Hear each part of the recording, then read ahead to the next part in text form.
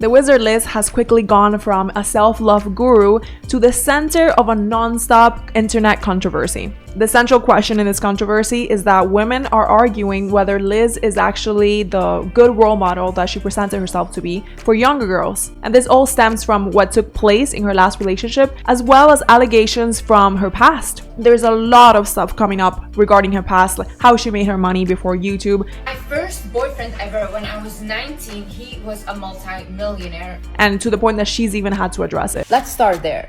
Like, you could not pay me to look at you even, let alone sleep with you. So let's get into it today. And before we get started, I do want to clarify that I actually do really like Liz. I haven't really been watching her videos because I just haven't been on top of YouTubers in the past few years, but I did like her first original videos. I think the question is more so whether she is this role model that she has presented herself to be, especially considering what a huge platform she has and how many followers, especially younger followers, she has with everything that is coming out at the moment. So Liz became famous, as we all know, because of her high value messaging, her luxury aesthetic, and a lot of self-respect and set boundaries and love yourself talk directed towards women. What happens is you don't trust yourself anymore. Your worth means nothing to you.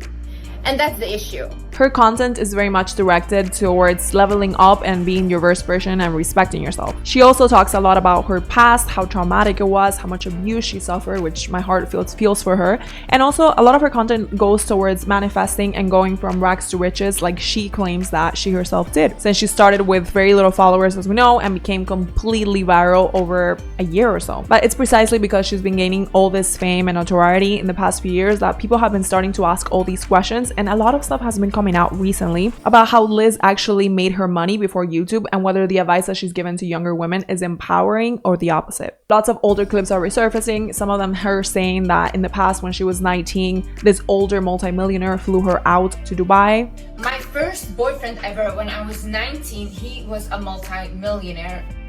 He was extremely wealthy and I was broke. And he would sometimes give me money, but like literally nothing in compared to what he has. And with that money, I needed to buy dresses to look good on the dates, whatever. So basically, I was still broke after that. He was wealthy, yeah. And also people have started to connect the dots, and turns out that during this time when she started YouTube, she was always filming from very different expensive hotels in Dubai.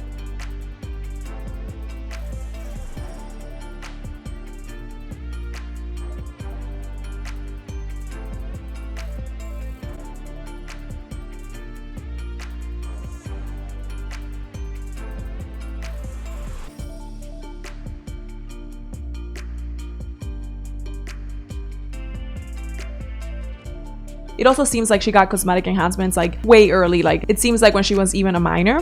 And here's the thing, while I'm not personally concerned about what she or anybody else did when the private life when they were younger, it does really play a role when she starts having such a massive audience and starts giving advice to younger girls about how she manifested her lifestyle, how she went from rag to riches. And while she likely amassed a lot of wealth and followers through her social media, this wouldn't explain why she was always hanging out in these expensive hotels before YouTube. And she always claims that she was poor before YouTube, but it doesn't really seem to be the case. And she always claims in her videos that she herself has always been financially independent from the men that she was with, and that women should aim to do this. Life is you're waiting for someone to come and save you. You're waiting to meet the person at the right time, and that's whatever. I'm just waiting. If you don't put yourself in that position, because I talk about manifestation a lot, but I've always put myself in positions where I can receive the manifestation. If I was just sitting in my room all day, doing nothing, not working on myself, not working towards my YouTube channel, towards my career, I would also not have all the things that I have. I put in the work, yeah? And you guys need to put in the work as well.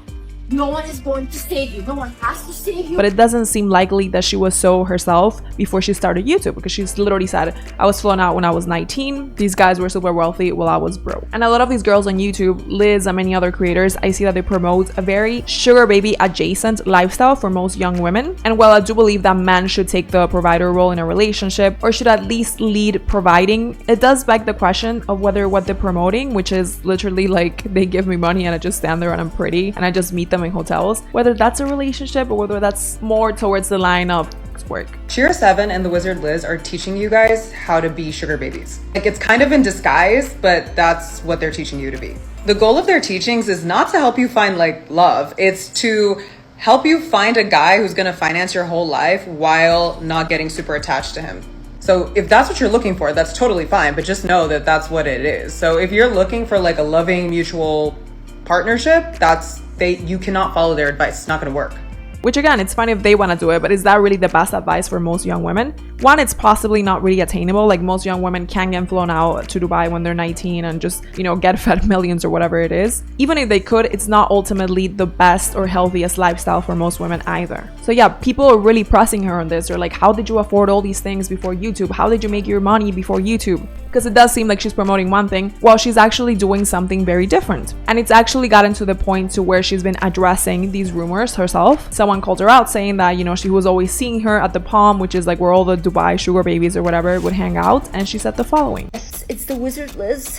I have seen her many times at the 5 Palm and whatever. You're fucking ugly. Let's start there. Like, you could not pay me to look at you even, let alone sleep with you. You're just online saying stuff and yapping, but come with proof. Because maybe your mother is also a sex worker and we don't know. So I can also say that your mom's a sex worker. You're ugly as fuck. You're too old to be talking this shit. Put a fucking shirt on and show me proof.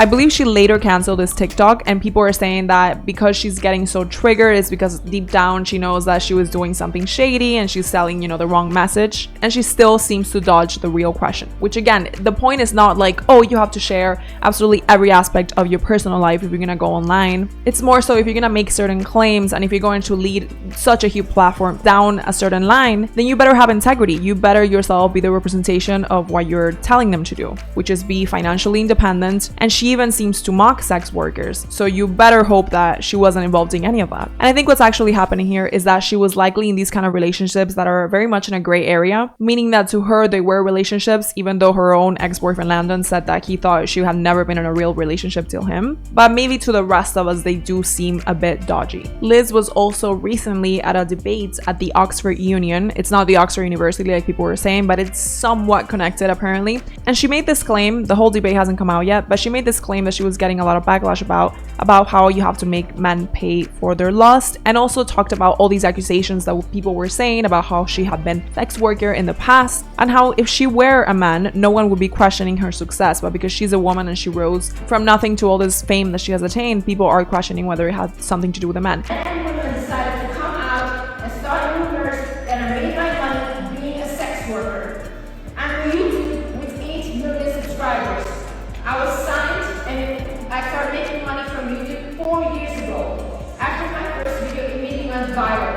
I have around 20 million followers on my other social media platforms that I also make money from. If this was a man with that many followers, no one would question where his money came from. But because I'm a successful woman that built myself up from zero, people have to credit my success to a man.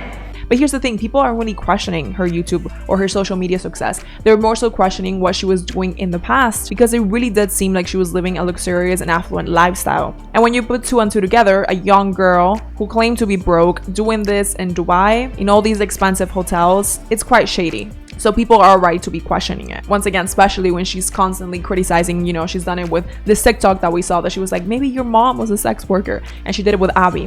When you're constantly criticizing sex workers and when you're constantly promoting to women to always be financially independent from men and to have respect for yourself and to not sleep around or whatever it is, then it does seem once again like she might be missing some integrity there. Or it could just all be accusations, false accusations. We don't actually know that, and that's important to note as well. So some people are saying, so what if she did this in the past? It doesn't really matter, because now she's actually promoting a whole different thing and she's empowering women, which to be honest, I fall more in that line. I don't really care what she did in the past. I would want some integrity on her part, but people, they change, they evolve, they grow, they might change their minds, and we don't even know if these things are true. It could just be false allegations. But on the other side, some people are saying that she did build her brand on self-respect and independence, and it doesn't necessarily align with the lifestyle that she may have been living in the past.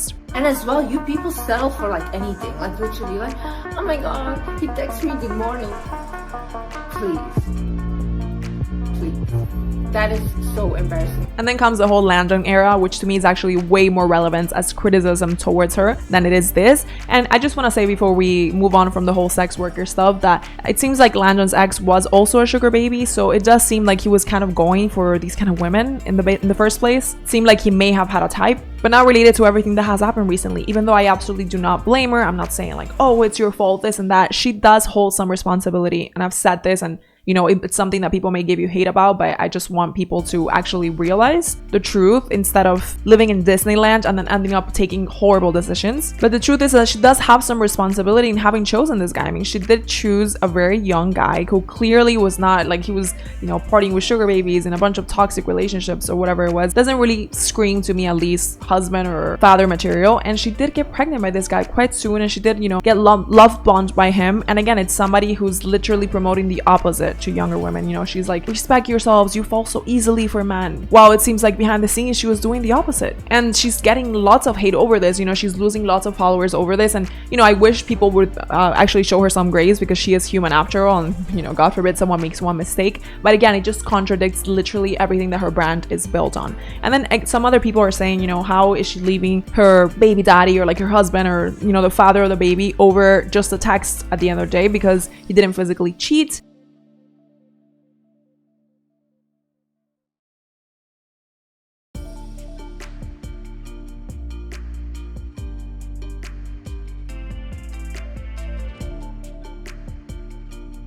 And here's the thing, while I do think she made the right decision by leaving him, because this guy was just gonna keep doing the same thing, like you can just tell he's in that mindset and not ready to be a grown-up at all. And the harsh truth that we do have to keep in mind is that kids that are raised by single mothers face horrible statistics. They score way lower on tests, they are twice as likely to drop out of high school, they are way less likely to graduate from college, they are 4 times more likely to end up in poverty, which is a huge number. Like, just by being raised by a single mother, you're 4 times more likely to be raised in poverty. That's crazy. They're also way more likely to experience mental health problems, to engage in juvenile delinquency. And the stat that always breaks my heart is the fact that 85% of youth in prison grew up fatherless. They also have a higher risk of teenage pregnancy and, you know, trouble later on developing healthy relationships, and many other things. And even not just juvenile delinquency, in prisons, the statistic about people that are fatherless is also very big. So while I'm not saying this applies directly to her or anything like that, I'm saying that it applies to all of us. And while you shouldn't, you know, stay with someone who's horrible or abusive or a cheating man or whatever it is, you should probably really prioritize choosing that person well and not getting pregnant by someone you just met.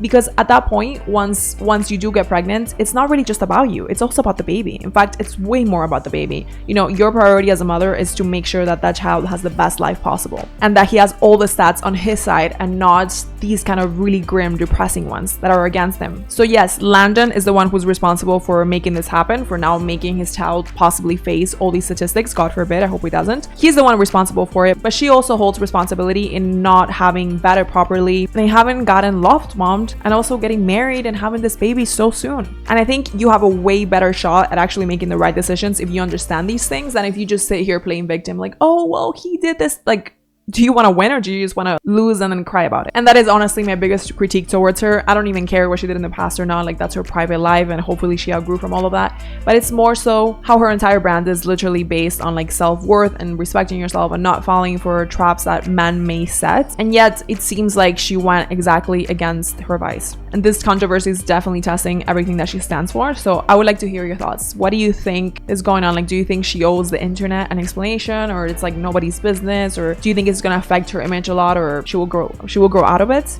Or do you think it should even affect her image, or we should just have more empathy towards the fact that she is human after all, and she is, you know, a young girl, and anyone can fall in love and end up in a situation like this, or not? That's the question, you know, because some people do that more properly and they do take their time a bit more. So let's talk about it below. Remember that this is a new channel, so help me grow it by subscribing, by giving me your likes and your comments, and also commenting more things that you would like to see from me, because I don't just want to talk about the Wizard Liz. Like, I don't want this to be like a one-trick pony. I'm sure there are many more topics that we can discuss.